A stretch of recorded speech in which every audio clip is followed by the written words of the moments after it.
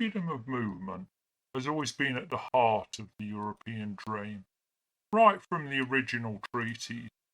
But it wasn't till 1985 that EU met in the little Luxembourg village of Schengen, and they formalised the agreement between the original EU countries to abolish all border control.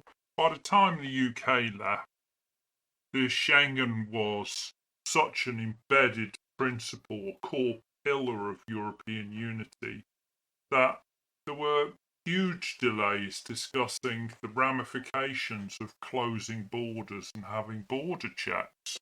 Now, EU law allows countries to reinstate checks, and they can reinstate them for a period of up to 6 months, but it has to be that they're threatened with an emergency, with an existential threat. Yet, what is this threat?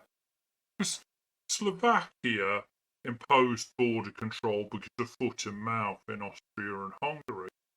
But now it's spreading on all sorts of different routes to Austria, Denmark, France, Germany, Italy, the Netherlands, Norway, Slovenia, Sweden, and now Poland. And Poland's been a bit more explicit because the Germans have been driving people, they allege, to the border and shoving them into Poland so that the Poles will have to deal with illegal immigrants.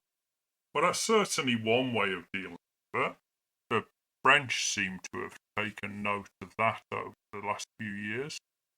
But with coming up for half of the 29 members of the Schengen having border control, some of which seem pretty flimsy as their official reason, which are continually extended and rolled over.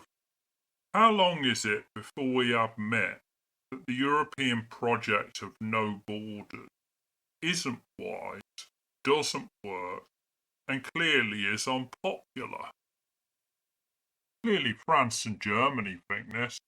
France has temporarily reintroduced control, with Belgium, Germany, Italy, Luxembourg, Spain and Switzerland. All forms of travel, land, air and sea. And their reasons are surprisingly explicit about it being illegal immigration.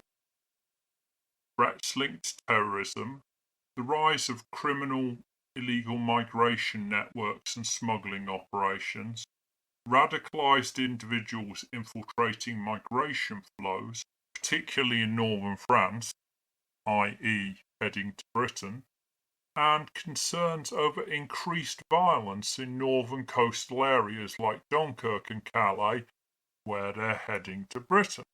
And Germany, well, they've actually had border controls with Austria since 2015, so much for the 6 months. But they've also got them with Poland, Czechia, France, Denmark, Belgium, Netherlands, Luxembourg. And they've actually gone so far as to reinstate official border posts, which is a little bit sketchy under my understanding of the Schengen Agreement. So with 11 countries limiting movement out of 29, and let's face it, they're mainly the important nations, can the dream of free movement survive? Well, it seems that all of the largest economies in Europe believe that they can't afford to have open borders. And whilst the Spanish Gibraltar border has to be as open as possible, the French-Spanish border won't be. Open borders is a great idea. It's like not locking your front door. It's a great way to live, not having your front door locked. Unless you have people who are going to come in that door and steal your TV.